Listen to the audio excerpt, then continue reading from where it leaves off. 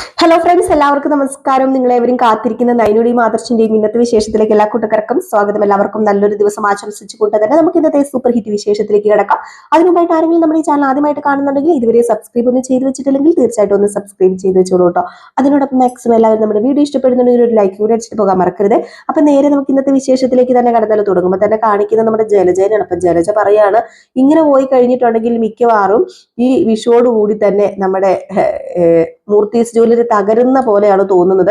അനിയുടെ ഈ പോക്കാണെങ്കിൽ ഉറപ്പായിട്ടും മൂർത്തീസ് ജ്വല്ലറി തകരും. അത് ഉറപ്പായ കാര്യമാണ്. അതങ്ങനെയാണോ എന്നൊക്കെ പറയുമ്പോഴത്തേക്കും നമ്മുടെ ദേവയാനിയും അതുപോലെ മുത്തശ്ശിയും കൂടെ അവർ രണ്ടുപേരും കൂടെ ചേർന്ന് പറയുന്നുണ്ട്. അതായത് നമ്മുടെ ദേവയാനിക്ക് കുറച്ച് ഒരു ഇതും പകർന്നു കൊടുക്കണമല്ലോ. കാരണം ദേവയാനി ഇപ്പൊ ആകെപ്പാടെ വീക്കായിട്ട് നിൽക്കുകയാണ്. അപ്പൊ അതുകൊണ്ട് തന്നെ നമ്മുടെ ദേവയാനിയോട് മുത്തശ്ശി പറയുന്നുണ്ട്, ഇങ്ങനെയൊന്നും അല്ല, നീ നോക്കിക്കോ, പതിയെ പതിയെ പതിയെ നമ്മുടെ മൂർത്തീസ് ജ്വല്ലറി പഴയ ഒരു സ്ഥാനത്തേക്ക് എത്തും. അവിടെ ആദർശ് വരും. നമ്മുടെ അനിയുടെ ആ ഒരു പുരോഗമനം, അതായത് അനി ഇപ്പം ഈ ബിസിനസ് ഫീൽഡിൽ ഒത്തിരി നല്ല രീതിയിലൊന്നും അല്ല, ഒത്തിരി നല്ല ബിസിനസ് കാര്യങ്ങളൊന്നും അറിയത്തില്ലല്ലോ. അപ്പം അനിയും നല്ല രീതിയിൽ തന്നെ ബിസിനസ്സിലേക്ക് ആഴത്തിൽ ഇറങ്ങും, ആഴത്തിൽ ചിന്തിക്കും, ആഴത്തിൽ പ്രവർത്തിക്കും. അതുപോലെ നമ്മുടെ ആദർശം തിരിച്ചു വരും എന്നൊക്കെയാണ് മുത്തശ്ശൻ പറയുന്നതെന്ന്. ഇത് കേട്ടതും പെട്ടെന്ന് നമ്മുടെ ദേവയാനി ചോദിക്കേ, അച്ഛൻ അങ്ങനെ പറയുന്നോ? എങ്ങനെ ആദർശ് തിരിച്ചു വരുന്നോ? അപ്പൊ അച്ഛന് ഇഷ്ടമാണോ ആദർശ് തിരിച്ചു വരുന്നത്? അപ്പോഴത്തേക്കും എന്ത് പറയണമെന്ന് അറിയില്ല. നമ്മുടെ മുത്തശ്ശിയുടെ വായിന്ന് അത് വീണു പോയല്ലോ. കാരണം നമ്മുടെ മുത്തശ്ശന്റെ ഒരു ചെറിയ ട്രിക്കാണ് ഇതൊക്കെ എന്ന് മുത്തശ്ശിക്ക് മാത്രമേ അറിയത്തുള്ളൂ, ദേവയാനിക്കൊന്നും അറിയത്തില്ലല്ലോ. അപ്പൊ അതുകൊണ്ട് അറിയാതെ വായിന്ന് മുത്തശ്ശിയുടെ വായിന്ന് അത് വീണും പോയി. അപ്പോഴത്തേക്ക് നമ്മുടെ മുത്തശ്ശി പറഞ്ഞു, ഹേയ്, അദ്ദേഹം അങ്ങനെയൊന്നും പറഞ്ഞില്ല. എങ്കിലും ആദർശിനെ കമ്പനി ഏൽപ്പിച്ച സമയത്തെ അദ്ദേഹത്തിന് ഒരു വിശ്വാസം ഉണ്ടായിരുന്നു, ഏത് തകർച്ചയിലും ആദർശ കമ്പനി മുന്നോട്ടേക്ക് കൊണ്ടുപോകുന്നു. അന്നത്തെ ആ ഒരു വിശ്വാസം ഇപ്പോഴും കാണുമല്ലോ. അന്ന് അദ്ദേഹം വ്യക്തമായിട്ട് പറഞ്ഞത് ഞാൻ ഓർക്കുന്നുണ്ട്. സ്വർണത്തിന് തീ പിടിച്ച വിലയായപ്പോ പോലും നമ്മുടെ കമ്പനിക്ക് സെയിൽ തീരെ കുറവൊന്നും ഇല്ലായിരുന്നു. ഇതൊക്കെ പഴയ കഥയല്ലേ അമ്മേ. ഇപ്പം ഷെയർ എല്ലാം ഇടിഞ്ഞില്ലേ? എങ്കിലും കമ്പനിയെ ബാധിച്ചിരിക്കുന്ന വിപത്ത് എന്താണെന്ന് അത് ആദർശ് കണ്ടുപിടിക്കും. എന്റെ മനസ്സ് അങ്ങനെയാ ദേവയാനി പറയുന്നത്. മുത്തശ്ശന് മുന്നിൽ കൊച്ചുമോൻ വിജയിക്കും, അവൻ വിജയിച്ച് കാണിക്കും, അവൻ വിജയിക്കാനുള്ളവന് അവസാനം അദ്ദേഹം തന്നെ പറയും ആദർശായിരുന്നു ശരിയെന്ന്. അതാ മോളെ നടക്കാൻ പോകുന്നത്. ആ സമയത്ത് ആദർശിനെ പുറത്താക്കിയതിന്റെ പേരിലേ അദ്ദേഹം ഒരുപാട് ദുഃഖിക്കും, നോക്കിക്കോ. കേൾക്കാൻ നല്ല സുഖമുണ്ട്. അങ്ങനെയൊക്കെ സംഭവിച്ചാൽ മതിയായിരുന്നു അമ്മേ എന്ന് നമ്മുടെ ദേവയാനി പറഞ്ഞു, ഏതായാലും ഈ അച്ചാറ് അമ്മ ഒന്ന് ടേസ്റ്റ് ചെയ്ത് നോക്കി എങ്ങനെയുണ്ടെന്ന് പറഞ്ഞ് അച്ചാറ് കൊടുക്കാണ് കേട്ടോ. ഏതായാലും അച്ചാർ ഇട്ടപ്പം മോളെ ദേവയാനി, ഇതിന്റെ സ്മെൽ അടിച്ചപ്പോ തന്നെ ഇതിന്റെ ടേസ്റ്റ് എനിക്ക് മനസ്സിലായി. പിന്നെ നീ ടേസ്റ്റ് ചെയ്യാൻ പറഞ്ഞത് കൊണ്ട് ടേസ്റ്റ് ചെയ്താ. മരുമകളുടെ മനസ്സറിഞ്ഞ് തന്നെയാ അമ്മായിയമ്മ അച്ചാർ ഉണ്ടാക്കി വെച്ചിരിക്കുന്നത്. എരിവും പുളിയും ഒക്കെ കുറവാ, പക്ഷെ നല്ല രുചിയുണ്ട്. ഏതായാലും ഈ സമയത്ത് പിന്നെ കാണിക്കുന്നത് നമ്മുടെ നന്ദുവിനെയാണ് കേട്ടോ. നന്ദി ഇങ്ങനെ കോഫിയൊക്കെ കുടിച്ചോണ്ടിരിക്കുമ്പോഴത്തേക്കും അങ്ങോട്ടേക്ക് നമ്മുടെ നന്ദുവിന്റെ അച്ഛൻ വരുവാണ്. അങ്ങനെ ഗോവിന്ദൻ വന്നിട്ട്, പിറന്നാളായിട്ട് ക്ഷേത്രത്തിലേക്ക് പോകണമെന്നൊന്നുമില്ലേ മോളെ നിനക്ക്? ഇന്നലെ രാത്രി ഒരുപാട് വൈകി വന്നത് കൊണ്ടാ ഞാൻ വിളിച്ചുണർത്താത്തത്. എനിക്ക് വേണ്ടി അമ്മ അച്ഛനും അമ്പലത്തിൽ പോകുന്നുണ്ടല്ലോ, അതുപോരെ? വഴിപാടുകളൊക്കെ നേരത്തെ പറഞ്ഞതാ, അതൊക്കെ കഴിപ്പിക്കാൻ വേണ്ടിയാ ഞങ്ങൾ പോകുന്നത്. നിനക്ക് വേണ്ടിയും ആദർശൻ നയനയ്ക്കും വേണ്ടിയാ ഞങ്ങൾ പ്രാർത്ഥിക്കാൻ പോകുന്നത്. അവർക്ക് വേണ്ടി പ്രാർത്ഥിച്ചാൽ മതി അച്ഛാ, ഇപ്പൊ എനിക്ക് വേണ്ടി പ്രാർത്ഥിക്കണ്ടേ? എല്ലാ വർഷവും എനിക്ക് പിറന്നാൾ വരും, ഒരു വയസ്സ് കൂടും. ഓരോ വയസ്സ് കൂടുമ്പോൾ ഞങ്ങളുടെ മനസ്സിൽ തീയ അത് മനസ്സിലാക്കാതെയാണല്ലോ നീ ഇവിടെ നിന്ന് ഓരോന്ന് പ്രവർത്തിക്കുന്നത്. കല്യാണം കഴിഞ്ഞൊരു കുട്ടിയാകേണ്ട സമയം കഴിഞ്ഞിടി. തുടങ്ങി. എന്തിനാ അമ്മ എപ്പോഴും ഇങ്ങനെ കല്യാണത്തെ കുറിച്ച് ചിന്തിക്കുന്നത്? ഇന്ന് കേക്ക് മുറിക്കണ്ടേ? എന്തിനാ അമ്മയും മോളും കൂടെ വഴക്കുണ്ടാക്കുന്നത്? എന്തിനാ അച്ഛാ കേക്ക് മുറിക്കുന്നത്? എല്ലാ വർഷവും നയനേച്ചിയല്ലേ കേക്കൊക്കെ കൊണ്ടുവരുന്നത്. ഈ പ്രാവശ്യം ഞാനത് വേണ്ടാന്ന് പറഞ്ഞു. ആകാശങ്ങളൊന്നും തൽക്കാലം വേണ്ട അച്ഛാ. അതുകൊണ്ടാ അമ്പലത്തിൽ പായസം കഴിപ്പിച്ചാൽ മതി എന്ന് ഞങ്ങൾ കരുതിയത്. പിന്നെ എല്ലാ വർഷവും നടത്തുന്ന ചടങ്ങ് വേണോ എന്ന് പറയുന്നത് നീയല്ലേ നന്ദു? അതല്ലേ ചെയ്യേണ്ടത്? അത് പിന്നെ ഞാൻ നേരത്തെ പറഞ്ഞല്ലോ, കേക്ക് മുറിക്കേണ്ട, ആഘോഷമൊന്നും വേണ്ടെന്ന്. പിന്നെന്താ? അല്ല, ഡ്യൂട്ടിക്ക് പോകുന്ന സമയത്താണെങ്കിലും ഒന്ന് അമ്പലത്തിൽ പോകാൻ നോക്ക് നീ. ഇന്ന് കുറച്ച് വൈകിയേ ഞാൻ പോകുന്നുള്ളൂ. ഇനിയിപ്പം എന്തായാലും അടഞ്ഞ നടയിലേക്ക് നോക്കി പ്രാർത്ഥിക്കാൻ നിൽക്കണ്ട. ഇനി വൈകുന്നേരം പോയാൽ മതി. ഇപ്പൊ ഞങ്ങൾ പോയിട്ട് വരാം എന്നൊക്കെ പറഞ്ഞു കേട്ടോ. അതായത് അമ്പലത്തിൽ വൈകുന്നേരം പോയാൽ മതി എന്ന്. അങ്ങനെ നമ്മുടെ കനകയും ഗോവിന്ദനും കൂടെ അമ്പലത്തിലേക്ക് പോവുകയാണ്. നന്ദുവിന് വേണ്ടി, നയനയ്ക്ക് വേണ്ടി, ആദർശിന് വേണ്ടിയൊക്കെ പ്രാർത്ഥിക്കാനായിട്ട്. അതിൽ ഈ സമയത്ത് നേരെ ഫോൺ എടുത്ത് നമ്മുടെ നന്ദു എന്ത് ചെയ്യുന്നു? നമ്മുടെ അനിയെ വിളിക്കുകയാണ് കേട്ടോ. അങ്ങനെ കിട്ടിയ സമയം പാഴാക്കാതെ കാമുകനെ വിളിക്കുക. അങ്ങനെ നന്ദു നോക്കിയപ്പോ സോറി, നമ്മുടെ അനിയാണ് ഭയങ്കര സുഖമായിട്ട് കിടന്നുറങ്ങുക. ഫോൺ വിളിച്ചിട്ടിട്ട് എടുക്കുന്നില്ല. ആ ഒരു സമയത്താണ് നമ്മുടെ ജാനകി കയറി വരുന്നത്. അപ്പൊ ജാനകി ആണെങ്കിൽ ആരെങ്കിലും സീരിയസ് ആയിട്ട് എന്തെങ്കിലും പറയാൻ MDനെ വിളിക്കുന്നതായിരിക്കും. ആ സമയത്ത് അവൻ കിടന്നുറങ്ങുന്നത് കണ്ടില്ലേ, നന്ദുവാ വിളിക്കുന്നതെന്ന് അറിയത്തില്ലല്ലോ ഈ പറയുന്ന നമ്മുടെ ജാനകിക്ക്. അതിന് ജാനകി ഫോൺ എടുത്ത് ഇങ്ങനെ നോക്കുക. ഫോൺ എടുത്ത് നോക്കി കഴിഞ്ഞപ്പോഴത്തേക്കും ജാനകി നോക്കിയപ്പം നന്ദു എന്ന് കണ്ടു പേര്. ആഹാ, കൊള്ളാലോ, ഇവൾ ഇപ്പോഴും വിളിക്കുന്നുണ്ടോ? ഇവൾ എന്തിനാ ഇപ്പൊ ഇങ്ങോട്ടേക്ക് വിളിക്കുന്നത്? സോറി, എനിക്കൊരു ചെറിയ മിസ്റ്റേക്ക് പറ്റിട്ടോ. നന്ദു എന്നല്ല, അനന്തു എന്നാണ് കേട്ടോ. അനന്തു എന്നാണ് ആ ഫോണിൽ അടിച്ചിട്ടിരിക്കുന്നത് നമ്മുടെ അനിയൻ. അങ്ങനെ നമ്മുടെ ജാനകി നന്ദു ആരാ, അല്ല നന്ദു അല്ല, സോറി, അനന്തു ആരായിരിക്കും എന്നിങ്ങനെ ഫോണിൽ ഇങ്ങനെ നോക്കിക്കൊണ്ടിരിക്കുകയാണ് കേട്ടോ. ഏതായാലും ഫോൺ എടുത്തുമില്ല. അപ്പൊ നമ്മുടെ നന്ദുവിനാണെങ്കിൽ ഇത് എന്താ ഇവ ഫോൺ എടുക്കാത്തത് എന്ന് ഓർത്തുകൊണ്ടിരിക്കുകയാണ്. ഏതായാലും ജാനകിക്ക് അനന്തു ആരാന്ന് മനസ്സിലായില്ല. അപ്പൊ പെട്ടെന്ന് ജാനകി, എടാ നീ എണീക്കടാ, നീ എന്ത് ഉറക്കമാണ് ഈ ഉറങ്ങുന്നത്? എന്റെ പൊന്നമ്മ, ഇത് എന്താ എല്ലാ ദിവസവും ഇപ്പൊ ഒരു പതിവാണല്ലോ. ഉറക്കം തെളിയുന്നതിന് മുമ്പ് എന്തിനാ ഇങ്ങനെ വന്ന് വിളിക്കുന്നത്? ഉറക്കം തെളിയിക്കാനാണ് ഞാൻ ചൂട് ചായ ആയിട്ട് വന്നിരിക്കുന്നത്. അതൊക്കെ കുടിച്ചു കഴിയുമ്പോഴത്തേക്ക് ഉറക്കമൊക്കെ അങ്ങ് പൊക്കോളും എന്ന്. ഈ ഒരു സമയത്ത് വീണ്ടും നമ്മുടെ നന്ദു എന്ത് ചെയ്യുന്നു, ഫോൺ ഇങ്ങനെ വിളിക്കുകയാണ് കേട്ടോ. അപ്പൊ ജാനകിയുടെ കയ്യിലാ ഫോണ്. അപ്പൊ ജാനകി, അല്ല ഇതാരാ, ഇത് വീണ്ടും വിളിക്കുന്നുണ്ടല്ലോ, ആരാ ഈ അനന്തു? അപ്പോഴത്തേക്കും പെട്ടെന്ന് അനി ഒന്ന് പരിങ്ങാണ് കേട്ടോ. അത് പിന്നെ അതൊരു വിവാഹ പാർട്ടിയാ. ഇതൊക്കെ എടുക്കണ്ടേടാ, അവരോട് സംസാരിക്കണ്ടേ, ചുമ്മാ. അത് പിന്നെ ഞാൻ അങ്ങോട്ടേക്ക് വിളിച്ചോളാം, ഇപ്പൊ അമ്മ അത് കട്ട് ചെയ്യേ. എടാ, കസ്റ്റമേഴ്സ് ഒക്കെ വിളിക്കുമ്പോ ഇങ്ങനെ കട്ട് ചെയ്യാൻ പാടില്ല. അമ്മയോട് പറഞ്ഞാൽ മനസ്സിലാവത്തില്ലേ എന്നും പറഞ്ഞുകൊണ്ട് നമ്മുടെ അനി അത് കട്ട് ചെയ്യാൻ കേട്ടോ. അപ്പോഴത്തേക്ക് നമ്മുടെ ജാനകി പറഞ്ഞു, അച്ഛനും മുത്തച്ഛനും വല്യച്ഛനും ഒക്കെ വലിയ പ്രതീക്ഷയോട് കൂടിയാണ് നിന്നെ ഒരു സ്ഥാനത്ത് ഇരുത്തിയേക്കുന്നത്. അതിന്റെ ഒരു ആത്മാർത്ഥത ഇല്ലല്ലോടെ നിന്റെ പ്രവൃത്തിയില്. ആദർശ് എത്ര വൈകി കഴിഞ്ഞാലും വർക്കിംഗ് ഡേ ഉണ്ടല്ലോ, കൃത്യം 6 മണിക്ക് തന്നെ എണീക്കും. ആദർശേട്ടനല്ല ഞാന്, അതുകൊണ്ട് അമ്മ ഞാൻ പറഞ്ഞത് എനിക്ക് ഈ മുൾക്കിരീടം വേണ്ട എന്ന്. നീ എന്നോട് ചൂടാകാതെ വേഗം ചായ കുടിക്കാൻ നോക്കിക്കേ അനി. അമ്മ പോ, ഞാൻ കുടിച്ചോളാം എന്ന് പറഞ്ഞു. ജാനകി ഒരു സമയത്ത് പോവാ. ജാനകി പോകാൻ നോക്കിയിരിക്കുകയാണ്. നമ്മുടെ നന്ദുവിനെ വിളിക്കണ്ടേ അനിക്ക്.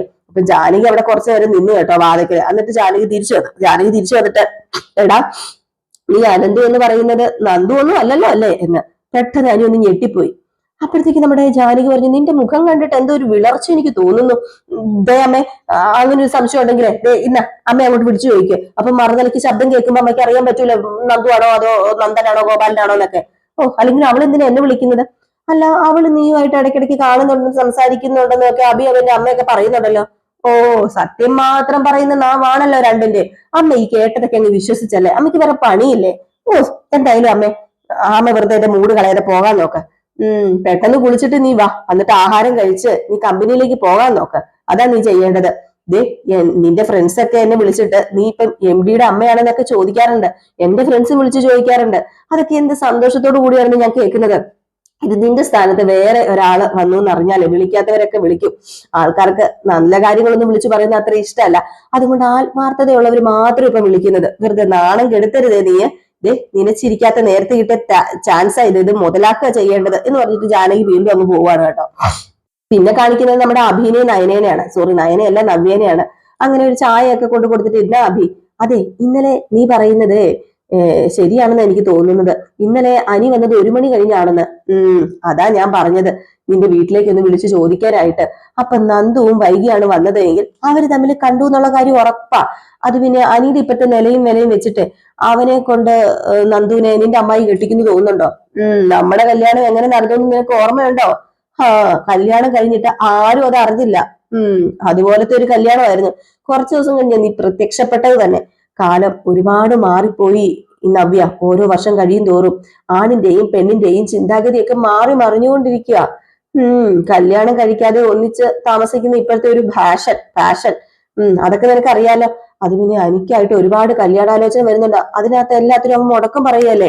കല്യാണം കഴിഞ്ഞ ശേഷവും അനി നന്ദുവിന്റെ പിന്നാലെ അല്ലായിരുന്നോ? അങ്ങനെയുള്ള ഒരുത്തൻ അനാമിക ഒഴിഞ്ഞു പോയ സ്ഥിതിക്ക് ആഗ്രഹിച്ച പെണ്ണിനെ സ്വന്തമാക്കാനല്ലേ നോക്കത്തുള്ളൂ. നന്ദു ഈ വീട്ടിലെ മരുമകളായിട്ട് വരുന്നത് ഞാൻ മരിക്കുന്നതിന് തുല്യ. നയനയോട് പോലും എനിക്ക് ഉള്ളിന്റെ ഉള്ളിൽ ദേഷ്യം ഉണ്ടെങ്കിൽ അതിന് കാരണം അവള് നന്ദുവിനെ സപ്പോർട്ട് ചെയ്യുന്നതാ. അതുപോലെ തന്നെ ആദർശേട്ടനും. എനിക്ക് ഇതിനോടൊന്നും തീരെ താല്പര്യമില്ല. അത് പിന്നെ ഞാനിപ്പോ ഭയക്കുന്നത് നവ്യെ നന്ദുവിനെയാ. ആദർശേട്ടനും ഏട്ടത്തിയൊക്കെ വീട് വിട്ടു പോയതില് അവക്ക് നല്ല ദേഷ്യം കാണുമായിരിക്കും. ഇനിയിപ്പോ എപ്പോഴാ എന്നെ കള്ളക്കേസ് കൊടുക്കുന്നതെന്നൊന്നും പറയാൻ പറ്റത്തില്ല. ഇനി അതൊന്നും നടക്കാൻ പോകുന്നില്ല അഭി. ഡേവിഡ് സാറിനൊക്കെ നല്ല സ്വാധീനമുണ്ട്. അവൾ അതിന് തുനിയാണെങ്കിലേ ഞാൻ ഈസി ആയിട്ട് അവളെ ട്രാൻസ്ഫർ ചെയ്യിപ്പിക്കും. അവളെ എവിടെ പോയാലും ശരി പിന്നാലെ അനിയും ഉണ്ടാവും. നീ നോക്കിക്കോ. നിനക്ക് ഓർമ്മയുണ്ടല്ലോ, നന്ദു പോലീസ് ട്രെയിനിങ്ങിന് പോയ സമയത്തും അവിടെ പോലും അനി പിന്നാലെ ചെന്നായിരുന്നു. അവൻ അതിന് സാധിച്ചു. അവന്റെ സ്വഭാവം എനിക്ക് നന്നായിട്ട് അറിയാൻ നവ്യ. അതുകൊണ്ടാണ് ഞാൻ പറയുന്നത്, അവൻ ആരെങ്കിലും സ്നേഹിച്ചാല് അവരെ വിട്ട് കളയത്തില്ല, മുറുകെ പിടിക്കുള്ളൂ. എന്നും മാത്രമല്ല, കോളേജിൽ പഠിക്കുന്ന കാലത്ത് പോലും അവൻ ആരോടും പ്രേമമൊന്നും ഉണ്ടായിട്ടില്ല. അവന് ആദ്യമായിട്ട് വീണുപോയത് നിന്റെ അനിയത്തിയുടെ മുമ്പിൽ തന്നെയാ. അതുകൊണ്ട് അവൻ ഒരിക്കലും നന്ദൂനെ വിട്ട് കളയുന്നു എനിക്ക് തോന്നുന്നില്ല.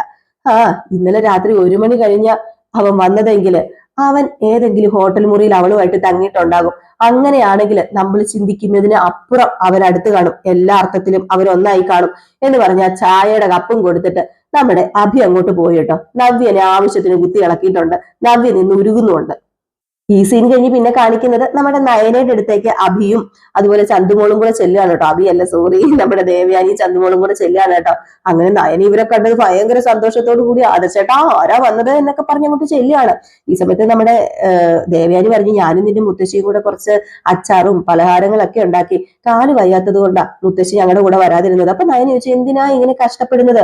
ഇവിടെ ദാമുവേട്ടൻ എല്ലാം ഉണ്ടാക്കുന്നുണ്ട്, അത്യാവശ്യം നന്നായിട്ട് പാചകം ചെയ്യാൻ അറിയാവുന്ന ആളല്ലേ ദാമുവേട്ടൻ.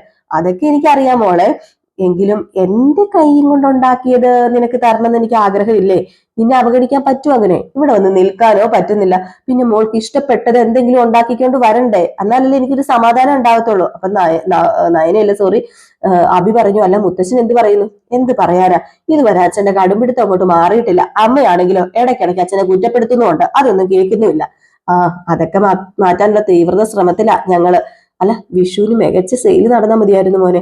കഴിഞ്ഞ തവണ നമ്മൾ തേരോട്ടം ആയിരുന്നല്ലോ, ഈ തവണ അത്രയൊന്നും ഇല്ലെങ്കിലും ജൂവലറിക്ക് താഴെ പോകാതിരുന്നാ മതിയായിരുന്നു. അതിനുള്ള സാധ്യത കുറവാമേ. അതെന്താ നീ അങ്ങനെ പറഞ്ഞത്? അത് അത് അതെന്താന്ന് ചോദിച്ചാല്, ഈ വിഷുവിന് അവര് തന്നെയായിരിക്കും ടോപ്പ്. അത് കഴിഞ്ഞിട്ട് നമ്മള് മാർക്കറ്റ് പിടിക്കാൻ പോകുന്നത്. ഞങ്ങള് അതിനുവേണ്ടി നന്നായിട്ട് കഷ്ടപ്പെടുന്നുണ്ടമ്മേ. ഇവരെന്താ ഈ പറയുന്നത്? എനിക്ക് മനസ്സിലാവുന്നില്ല. ദേ മോളെ, നീ സ്ട്രെയിൻ എടുക്കല്ലോ കേട്ടോ. ഇവൻ എന്ത് വേണമെങ്കിലും പറഞ്ഞോട്ടെ, ഞാൻ സ്ട്രെയിൻ ഒന്നും എടുക്കുന്നില്ല അമ്മേ. എന്ത് സ്ട്രെയിന്? ആദർശേട്ടനോടൊപ്പം ഇടയ്ക്കിടയ്ക്ക് പുറത്തേക്ക് പോകും, അത്ര മാത്രമേ ഉള്ളൂ. അതും അധികം വേണ്ടാന്നാ ഞാൻ പറഞ്ഞത്. എന്റെ പൊന്നമ്മേ, അമ്മ ഇങ്ങോട്ട് വന്നേ, നമുക്ക് ഇതൊക്കെ അകത്തേക്ക് കൊണ്ടുവയ്ക്കാം. മോളെ ചന്തു, ദേ നിന്നെ കുറിച്ച് ഞാൻ ഓർത്തോണ്ടിരിക്കുകയായിരുന്നു, അപ്പഴാ മോള് വന്നത്. രണ്ടുപേരും കയറി വന്ന് പറഞ്ഞിട്ട് അകത്തേക്കൊക്കെ പോവാ രണ്ടുപേരും.